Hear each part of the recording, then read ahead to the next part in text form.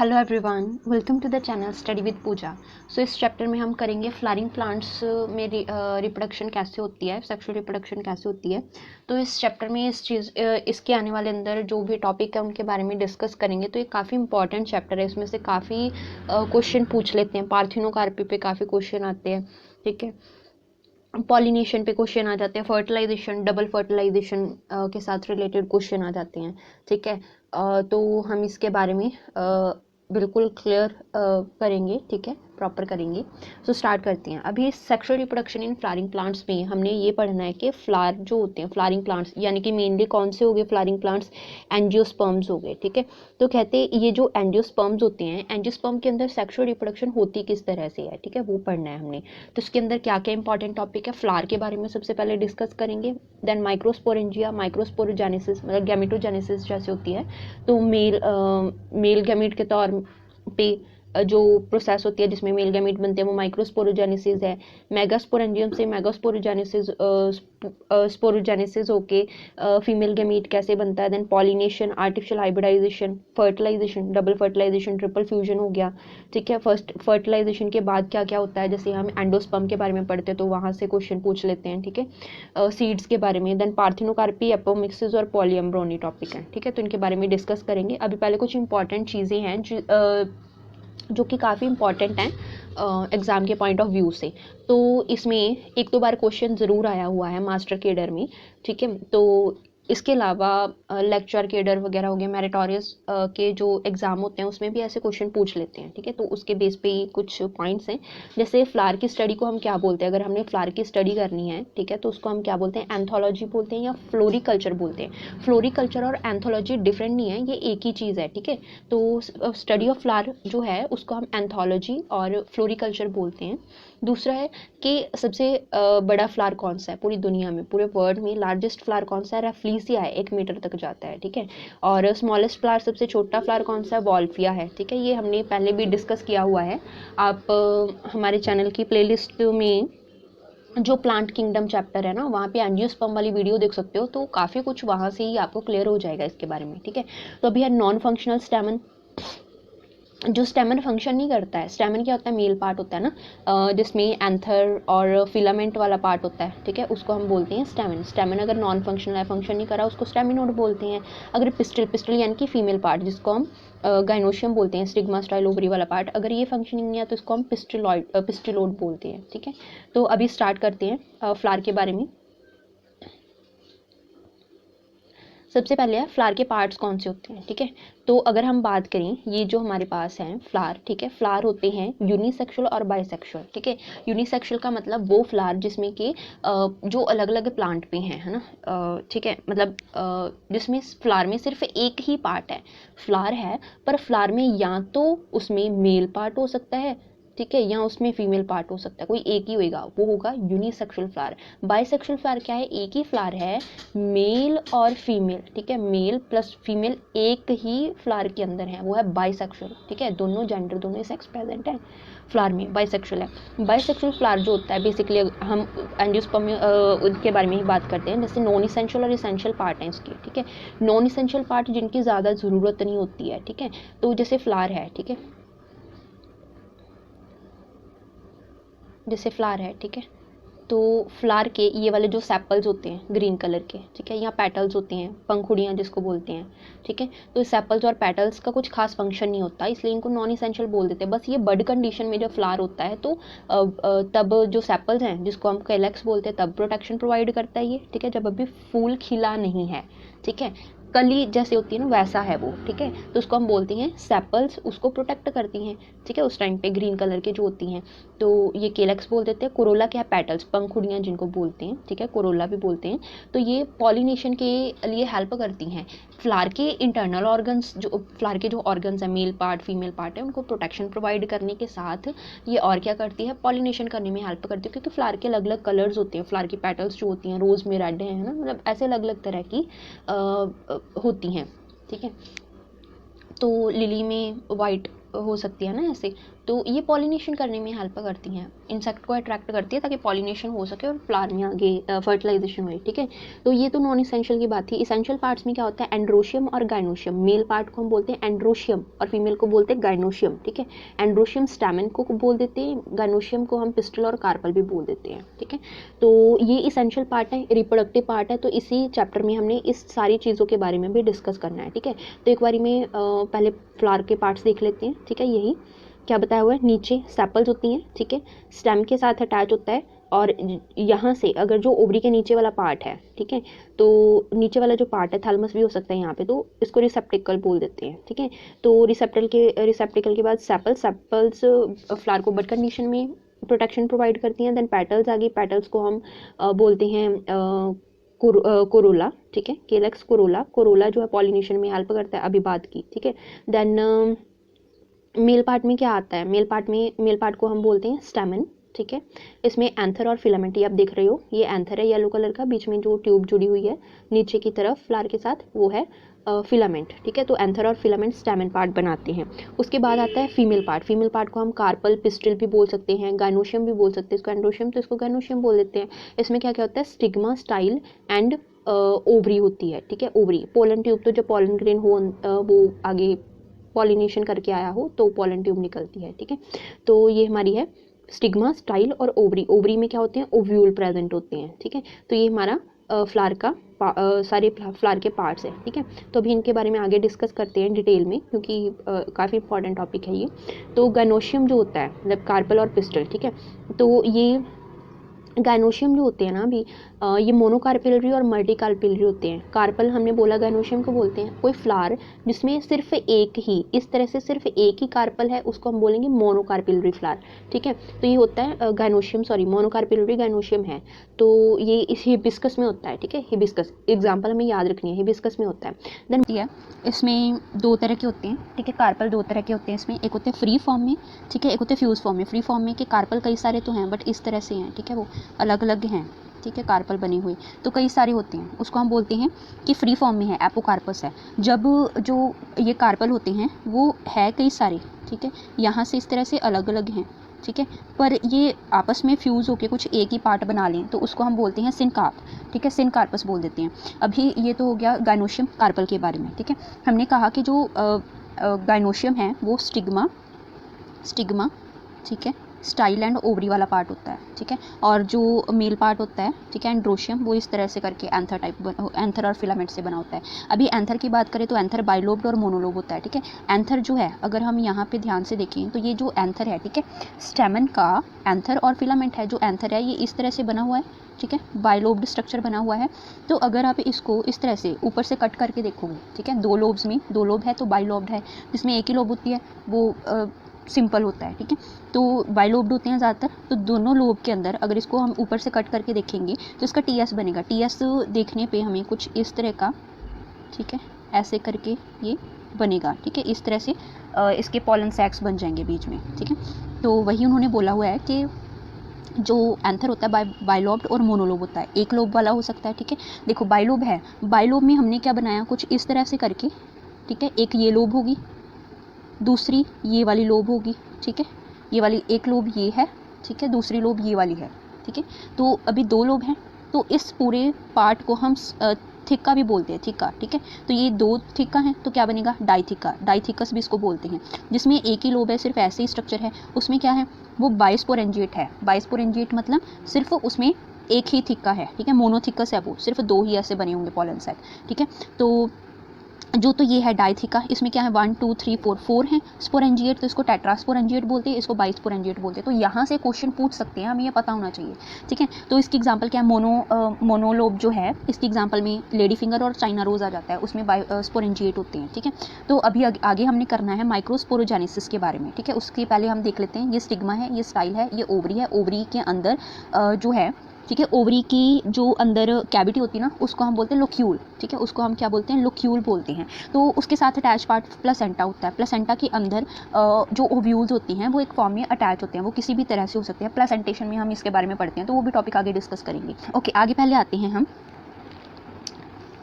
ये है माइक्रोस्पोरेंजियम, ठीक है। जो हमने ऐसे पढ़ा कि जो पॉलन मतलब सैक्स थे, बाइलोब स्ट्रक्चर को हमने देखा तो वो कुछ इस तरह का बना, ठीक है, इस तरह का बना, ठीक है, टेट्रास्पोरेंजिएट। तो अभी इसमें ये जो बने हुए हैं ना, इनको हम बोलते हैं पॉलन सैक, जहाँ पे पॉलन ग्रेन बनेंगे, ठीक है। देखो मेल गैमीट के तौर पे क्या बनेगा, पॉलन ग्रेन बनेंगे, ठीक है। फ्लावर में, ह्यूमन में क्या बनते हैं, स्पर्म, तो मेल प्लांट्स में बनते हैं पॉलन ग्रेन, ठीक है। और फीमेल गैमीट के तौर पे ह्यूमन में बनता है ओवम, फीमेल में बनता है ओव्यूल, एम्ब्रियो सैक इसमें के अंदर प्रेजेंट होता है, ठीक है, एम्ब्रियो सैक। तो ये अभी हम पढ़ेंगे कि पॉलन सैक में पॉलन ग्रेन बनते कैसे हैं, ठीक है, किस किस चीज़ में बनते हैं। पहले माइक्रोस्पोरोजेनेसिस ही स्टार्ट करते हैं, ठीक है। माइक्रोस्पोरोजेनेसिस का मतलब क्या होता है कि माइक्रोस्पोर का बनना। माइक्रोस्पोर किसको बोलते हैं, माइक्रोस्पोर जो है पॉलन ग्रेन को कहा जाता है, ठीक है। तो माइक्रोस्पोर बनने की जो प्रोसेस है इसको हम बोलते हैं माइक्रोस्पोरोजेनेसिस। ये जो अंदर वाला इसका लोब्ड का जो अंदर वाला पार्ट होता है ना, तो इस पार्ट में क्या होते हैं, स्पोरेंजियस टिश्यू प्रेजेंट होते हैं। तो जो हैं वो आगे बनाते हैं माइक्रोस्पोर मदर सेल, ठीक है। माइक्रोस्पोर मदर सेल, माइक्रोस्पोर बनानी है ना, तो उसके जो मदर सेल हैं इसको हम एमएमसी भी बोल सकते हैं या पॉलन मदर सेल भी बोल सकते हैं, ठीक है, पॉलन ग्रेन के मदर सेल। तो ये डिप्लॉयड फॉर्म में होते हैं हमेशा, ठीक है। जब भी ये डिप्लॉयड फॉर्म में होते हैं तो सबसे पहले ये मियोसिस करते हैं। मियोसिस को हम क्या बोलते हैं, रिडक्शनल, ठीक है, रिडक्शनल डिवीज़न कहते हैं। तो रिडक्शनल डिवीज़न जो होती है इसमें क्या होते हैं, जो 2n है वो n में चेंज हो जाएगा, हाफ हो जाएगा, ठीक है। रिडक्शनल रिड्यूस हो रहे हैं तो हाफ हो जाएंगे, 2n से n वाला जो बनेगा उसको हम बोलेंगे माइक्रोस्पोर टेट्रड, ठीक है। पॉलन मदर सेल ने मियोसिस की, मियोसिस करके क्या बनाए, माइक्रोस्पोर टेट्रड बना दिए, ठीक है। माइक्रोस्पोर टेट्रड, टेट्रड क्यों बोल रहे हैं, माइक्रोस्पोर 4 इस तरह से बनते हैं, क्योंकि जब मियोसिस होती है तो मियोसिस 1 और मियोसिस 2 के दौरान कितने सेल बनते हैं, 4 डॉटर सेल बनते हैं। तो इसलिए हमारे पास टेट्रड फॉर्म में ये 4 माइक्रोस्पोर आ गए, ठीक है। यहाँ पे मैंने इस तरह से बनाया हुआ है ऐसे करके, ठीक है। तो इसमें ये क्या है, ये पॉलन मतलब जो हैं, ठीक है, माइक्रोस्पोर जो है ये अंदर है, 3 आगे हैं, एक पीछे वाली साइड पे होता है, ठीक है। तो इनको बीच में अलग कौन करता है, कैलोज अलग करता है, ठीक है, कैलोज होती है ये वॉल, ठीक है। तो जब एंजाइम होता है एक कैलेज एंजाइम, कौन सा एंजाइम, कैलेज एंजाइम होता है इसके अंदर, मतलब पूरे इस जो हमारा ये स्ट्रक्चर है, ठीक है, एंथर का, तो इसके अंदर वो कैलेज एंजाइम होता है। तो वो कैलेज एंजाइम क्या करता है, इस वॉल को ब्रेक करता है, जिससे जो माइक्रोस्पोर होते हैं वो फ्री फॉर्म में आ जाते हैं। तो फ्री माइक्रोस्पोर जो होते हैं उसको ही हम पॉलन ग्रेन बोल देते हैं। माइक्रोस्पोर जब तक ये अंदर थे तब तक माइक्रोस्पोर थे, जैसे ही जो एंथर है, अभी पॉलन ग्रेन रिलीज कैसे होंगे, ये जो एंथर है, ठीक है, एंथर अगर यहाँ से डाइसेंस करेगा, मतलब ब्रेक होगा, तो सारे पॉलन ग्रेन बाहर निकलेंगे, ठीक है। तो डाइसेंस के बाद हम इसको प्रॉपर पॉलन ग्रेन बोल देते हैं। तो अभी हमने यही पढ़ना है कि डाइसेंस होती कैसे है, ठीक है। पहले तो पॉलन सैक कैसा होता है, ठीक है, उसमें फिर पॉलन ग्रेन उससे रिलीज कैसे होती हैं, ठीक है। तो अभी वही पढ़ते हैं। आगे है माइक्रोस्पोरेंजियम। माइक्रोस्पोरेंजियम बोलते हैं पॉलन सैक को, जिसके अंदर ये पूरी माइक्रोस्पोरोजेनेसिस की प्रोसेस होती है, ठीक है। तो जो पॉलन सैक प्रेजेंट होते हैं, ठीक है, ये वाले हैं, ये पॉलन सैक होते हैं, ठीक है, ये वाले पॉलन सैक बनी हुई हैं, ठीक है। तो अभी जो पॉलन सैक होते हैं, ठीक है, इसकी आसपास जो हैं ये कई सारी लेयर्स प्रेजेंट होती हैं, ठीक है। एंथर में आसपास कई सारी लेयर्स प्रेजेंट होती हैं जिनके अंदर पॉलन सैक है। कौन कौन सी है, एपिडर्मिस, मिडल लेयर है, एंडोडर्मिस, देन टेप्टम आती है, ठीक है। तो ये हम यहाँ से करते हैं पहले, ठीक है, क्लियर हो जाएगा अच्छे से। तो ये है जो हम बना रहे हैं, ठीक है, एंथर का, यंग एंथर का ये स्ट्रक्चर है। तो यंग एंथर में क्या होता है, सबसे बाहर वाली जो होती है इसको हम बोलते हैं एपिडर्मिस, ठीक है, ये आप देख रहे हो बाहर एपिडर्मिस बनी होती है। एपिडर्मिस के बाद एंडोथीशियम लेयर है, ठीक है। एंडोथीशियम के बाद मिडल लेयर आती है, ठीक है। मिडल लेयर्स जो होती हैं, मिडल लेयर 3 से 4 हो सकती हैं या 1 से 3 तक हो सकती हैं, मतलब सिंगल नहीं होती है, ज़्यादा हो सकती हैं, ठीक है, 2-3 के आसपास हो सकती हैं मिडल लेयर। तो epidermis, endothecium, then middle layer आती हैं। मिडल लेयर के बाद जो बीच वाला ये होता है ना, जिसके अंदर पॉलन ग्रेन होते हैं, उसको कवर करने वाली आसपास की मेम्ब्रेन को हम बोलते हैं टेप्टम, ठीक है। तो ये तीनों का क्या फंक्शन था, एपिडर्मिस, एंडोथीशियम और मिडल लेयर, इन तीनों का फंक्शन था प्रोटेक्शन प्रोवाइड करना, पूरे पॉलन सैक को प्रोटेक्शन प्रोवाइड करना, ठीक है। और जो अंदर टेप्टम होती है, टेप्टम का क्या फंक्शन होता है, ये नरिशमेंट देता है पॉलन ग्रेन्स को, ठीक है, नरिशमेंट प्रोवाइड करता है पॉलन ग्रेन्स को ताकि वो प्रॉपर डेवलप हो सके, ठीक है। तो वही यहाँ पे लिखा हुआ है कि एपिडर्मिस, मिडल लेयर और एंडोथीशियम, एंडोडर्मिस लिख दिया, एंडोथीशियम है यहाँ पे, ठीक है, एंडोथीशियम। तो एंडोथीशियम जो है ये तीनों का फंक्शन होता है प्रोटेक्शन प्रोवाइड करना। जो टेप्टम होती है इसके कई फंक्शन है, मेन रोल प्ले करती है, क्या क्या है, एक तो पॉलन ग्रेन को नरिशमेंट प्रोवाइड करते हैं, दूसरा यूबिश बॉडीज़ प्रोड्यूस होती है इसमें, ठीक है, यूबिश बॉडीज़ प्रोड्यूस करता है, जो कि यूबिश बॉडीज़ के आसपास स्पोरोपोलेनिन इकट्ठा हो जाता है, ठीक है। स्पोरोपोलेनिन जो है वो आगे कैलेज एंजाइम को सिक्रीट करता है, वही कैलेज एंजाइम इस कैलोज की वॉल को तोड़ता है और माइक्रोस्पोर को फ्री करता है, ठीक है। तो वही यहाँ पे बता दिया। आगे करें, देन अभी डायसेंस के बारे में यहीं पे डिस्कस कर लेते हैं कि क्या होता है कि जब वैसे तो यहाँ पे प्रॉपर वाटर वगैरह प्रेजेंट होता है, ठीक है। अब यहाँ पे हमने ये तो चलो पढ़ लिया, एपिडर्मिस, एंडोथीशियम, मिडल लेयर और देन टेप्टम प्रेजेंट है, ठीक है। उसके अंदर एमएमसीज प्रेजेंट होते हैं, देखो माइक्रोस्पोर मदर सेल प्रेजेंट होते हैं, यही इसी के अंदर ही जो है वो स्पोर मतलब माइक्रोस्पोर जो है वो प्रॉपर बनते हैं, पॉलन ग्रेन बनते हैं, ठीक है। तो हमने वो पढ़ लिया कि किस तरह से माइक्रोस्पोर बने, ठीक है। माइक्रोस्पोर बनेंगे, अभी माइक्रोस्पोर ने बाहर निकलना है तो क्या होगा, ये होती है स्टोमियम पार्ट, यहाँ पे आप देख रहे हो ये वाला जो पार्ट होता है इसको बोलते हैं स्टोमियम पार्ट, ठीक है, स्टोमियम। तो ये जो स्टोमियम पार्ट होता है, पहले क्या होता है कि पूरे में वाटर वगैरह था, नरिशमेंट प्रोवाइड कर रहा था, धीरे धीरे क्या होता है ये बॉल के अंदर वाटर कंटेंट कम होना शुरू हो जाता है। तो जो एपिडर्मिस, एंडोथीशियम और मिडल लेयर होती हैं, ठीक है, मेनली तो एंडोथीशियम जो थी इसके अंदर ना वाटर कंटेंट कम होने की वजह से, डिहाइड्रेशन होने की वजह से ये वॉल जो होती हैं थिन होनी शुरू हो जाती हैं। तो ये एरिया तो पहले से ही थिन था, ठीक है, थिन होने की वजह से और डिहाइड्रेशन होने की वजह से यहाँ वाला एरिया जो है स्टोमियम जो है ये ब्रेक हो जाता है। स्टोमियम के ब्रेक होने से जितने पॉलन ग्रेन थे ना, वो सारे पॉलन ग्रेन जो फ्री हो गए थे, यहाँ पे माइक्रोस्पोर फ्री हो गए थे, वो सारे बाहर निकल जाते हैं। इसको हम बोलते हैं डायसेंस ऑफ एंथर, ठीक है। मैच्योर एंथर जो है वो डायसेंस करता है, टूट जाता है, तो वहाँ से पॉलन ग्रेन निकल आते हैं, ठीक है। तो अभी जो पॉलन ग्रेन निकले होते हैं ना, जो पॉलन ग्रेन निकल आते हैं उनके स्ट्रक्चर के बारे में यहाँ पे बताया हुआ है, ठीक है। तो जो पॉलन ग्रेन निकलेगा, देखो यहाँ पे देखो, पहले ये क्या है, एंथर था, एंथर के अंदर से पॉलन ग्रेन निकला है, जो हम ऊपर माइक्रोस्पोरोजेनेसिस में पढ़ के हटे हैं, ठीक है। तो जो एंथर पॉलन ग्रेन निकलता है, तो ये एक पॉलन ग्रेन का दिखाया। पॉलन ग्रेन के आसपास क्या होते हैं, जर्म पोर्स प्रेजेंट होती हैं, ठीक है, जर्म पोर्स। वैसे भी ये एक सेल ही है, ये हैप्लॉइड होते हैं, ठीक है, ये बात याद रखने वाली है, ये क्या है, हैप्लॉइड, आपको पूछ सकते हैं तो आपको पता होना चाहिए हैप्लॉइड है। तो जो पॉलन ग्रेन होता है उसकी बाहर वाली लेयर है जर्म लेयर, जर्म लेयर के अंदर एक होती है एक्साइन, मतलब जो जर्म लेयर के अंदर है बट बाहर वाली साइड है उसको हम बोलेंगे एक्साइन, जो उसके अंदर वाली लेयर है उसको हम बोलेंगे इंटाइन, ठीक है। बाहर वाली को एक्साइन, अंदर वाली को इंटाइन। इंटाइन के अंदर क्या होता है, न्यूक्लियस और साइटोप्लाज्म बहुत सारा प्रेजेंट होता है, ठीक है। क्या प्रेजेंट होता है, न्यूक्लियस और साइटोप्लाज्म प्रेजेंट होता है बहुत सारा, ठीक है। तो धीरे धीरे क्या होता है, अभी इनकी दो कौन सी वॉल पड़ी, एक्साइन इंटाइन। पहले तो ये देखो आप, ठीक है, एक्साइन और इंटाइन के बारे में, ये लो एक्साइन है, इंटाइन है, आउटर वाली एक्साइन, इनर वाली इंटाइन।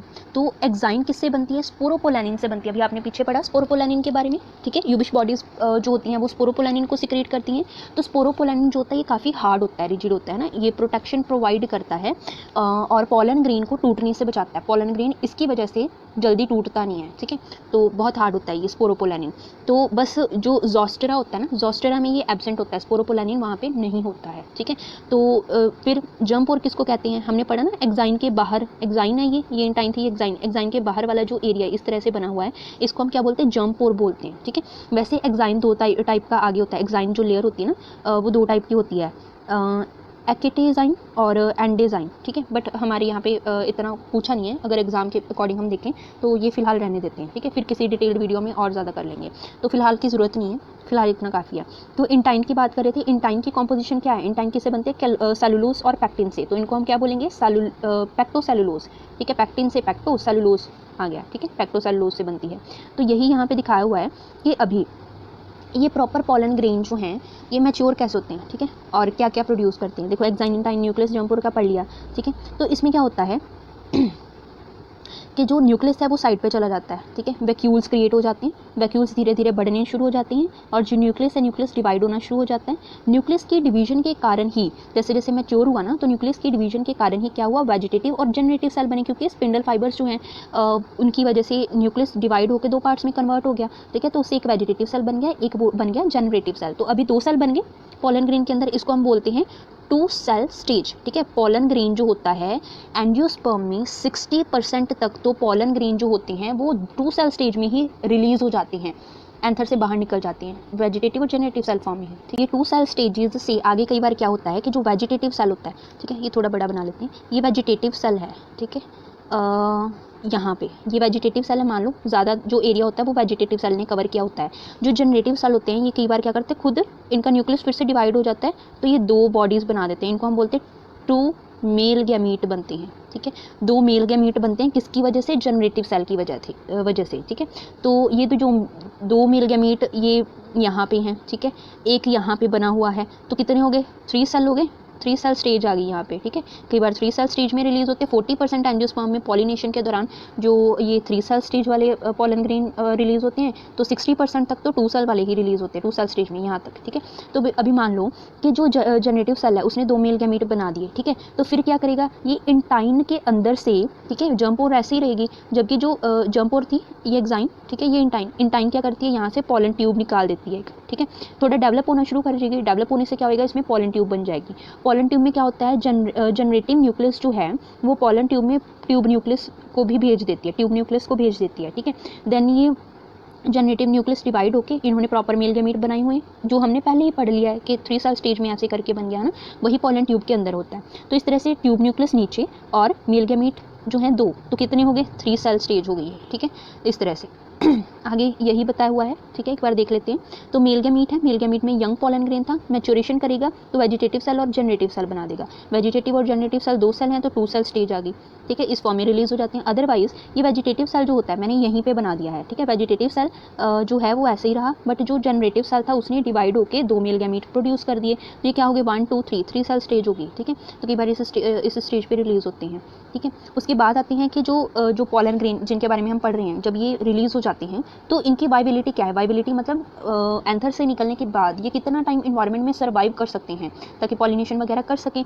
तो वाइबिलिटी इसकी कितनी होती है, तो अलग अलग पॉलन ग्रेन्स की अलग अलग वाइबिलिटी होती है। कईयों की 30 मिनट होती है, कईयों की कई मंथ तक की होती है, मतलब कई मंथ तक ये सर्वाइव कर सकती है ऐसे बिना पॉलिनेट किए, ठीक है। तो जो 30 मिनट तक वाइबिलिटी होती है राइस और वीट की बताई हुई है, ठीक है। राइस और वीट में ज़्यादातर 30 मिनट तक की वाइबिलिटी होती है। उसके बाद जो है पॉलन ग्रेन अगर उसको कुछ मिलता नहीं है तो वो खत्म हो जाता है, ठीक है। पॉलिनेशन के लिए अगर नहीं मिला स्टिग्मा तो ख़त्म हो जाएगा। देन लॉन्ग टाइम तक ये वाइबिलिटी चलती है, सेवरल मंथ्स, मतलब कई मंथ्स तक ये वैसे ही रह सकते हैं। तो रोजियसी, लेग्यूमिनोसी और सोलेनिसी फैमिली में जो पॉलन ग्रेन होते हैं वो काफ़ी टाइम तक वाइबल रहते हैं, ठीक है। उसके बाद है कि कई पॉलन ग्रेन ऐसे होते हैं जिनकी वजह से एलर्जी हो सकती है, तो उसको हम बोल देते हैं पॉलन एलर्जी, ठीक है। कई लोग ऐसे सेंसिटिव होते हैं ना, जिनका इम्यून सिस्टम जो होता है वो काफ़ी सेंसिटिव होता है और एक्साग्रावेट रिएक्ट करता है, मतलब ज़रूरत से ज़्यादा रिएक्ट कर जाता है फॉरेन पार्टिकल अगर बॉडी में चला जाए, तो उससे क्या होता है, कई पर्सन में पॉलन एलर्जी उनको होती है, ठीक है।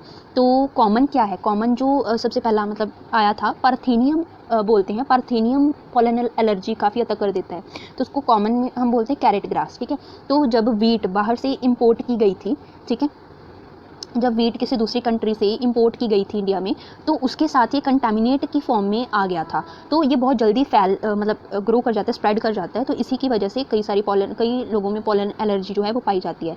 इसके अलावा और भी कई हैं, जैसे एमरैंथस हो गया, सॉर्गम हो गया, ठीक है, साइनोडोन हो गया। इसके अलावा मतलब और भी कई हैं, मेन तो यही होते हैं, ये कॉमन सोर्स हैं एलर्जी के, पॉलन ग्रेन जो हैं, ठीक है। तो इनकी वजह से क्या क्या हो सकता है, अगर पॉलन एलर्जी हो जाए, मतलब पॉलन ग्रेन्स जो हैं वो एज अ फॉरेन पार्टिकल अगर किसी सेंसिटिव पर्सन की बॉडी में, जिसका इम्यून सिस्टम सेंसिटिव है, उसकी बॉडी में चले जाएं तो क्या क्या हो सकता है, अरिथ्राइटिस हो सकती है अगर ज़्यादा प्रॉब्लम हो जाए तो अरिथ्राइटिस हो सकती है, अस्थमा हो सकता है, ब्रोंकाइटिस या ही फीवर नाम की प्रॉब्लम हो सकती है, ठीक है।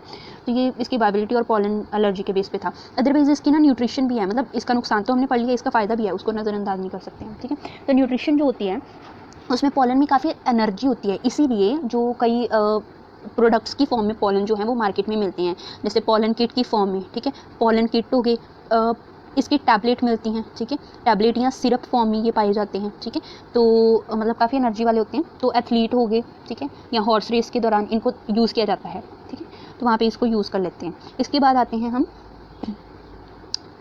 क्रायो प्रिजर्वेशन पे। अच्छा हाँ, क्रायो प्रिजर्वेशन बड़ा ही इंपॉर्टेंट टॉपिक है, इसके रिलेटेड हमें क्वेश्चन पूछ लेते हैं, ठीक है, तो ये काफ़ी इंपॉर्टेंट है, इसको ध्यान से करना। क्रायो प्रिजर्वेशन क्या है, सिंपल सी बात है कि जो पॉलन ग्रेन होते हैं, है ना, पॉलन ग्रेन को अगर पॉलन बैंक में, जहाँ पे हम जैसे पैसे को बैंक में मनी को जमा कर लेते हैं, जमा करवा देते हैं ना बैंक में, वैसे ही ब्लड है, ब्लड को स्टोर किया जाता है ब्लड बैंक में, वैसे ही पॉलन को स्टोर किया जाता है पॉलन बैंक में, ठीक है। तो पॉलन बैंक में पॉलन ग्रेन्स को स्टोर कर लिया जाता है ताकि काफ़ी टाइम तक ये प्रिजर्व रह सके। तो प्रिजर्व करने के लिए क्या कंडीशन है, लिक्विड नाइट्रोजन के अंदर इनको 196 -196 डिग्री सेल्सियस पे इनको लिक्विड नाइट्रोजन के अंदर अगर स्टोर करके रखा जाए तो ये प्रिजर्व रह सकते हैं, काफ़ी टाइम तक मतलब प्रिजर्व रह सकते हैं, बचे रह सकते हैं। तो फिर इनको आगे प्लांट ब्रीडिंग प्रोग्राम्स में जो प्लांट ब्रीडर्स हैं वो इन पॉलन ग्रेन को as a desired product use कर सकते हैं हाइब्रिडाइजेशन वगैरह करवाने के लिए, या न्यू स्पीशीज़ या न्यू जनरेशन का कुछ प्लांट वगैरह प्रोड्यूस करवाने के लिए, ठीक है। तो ये होती है क्रायो प्रिजर्वेशन। ठीक है, तो इस वीडियो में हम इतना ही करते हैं। नेक्स्ट वीडियो में फीमेल जो गैमेटोफाइट हैं उनके बारे में पढ़ेंगे, पॉलिनेशन के बारे में मैक्सिमम कर लेंगे। ठीक है, तो कोशिश करूँगी कि 2-3 वीडियोस में ये सारा चैप्टर अच्छे तरीके से ख़त्म हो जाए। तो ये काफ़ी डिटेल में है, आप ये देखोगे तो आपको काफ़ी फ़ायदा मिलेगा। चैप्टर को अच्छे से करने का यही तरीका है। ठीक है, तो अगर आपको वीडियो अच्छी लगे तो लाइक एंड सब्सक्राइब ज़रूर कर देना। बाकी नेक्स्ट वीडियो में करते हैं। Thanks for watching the video.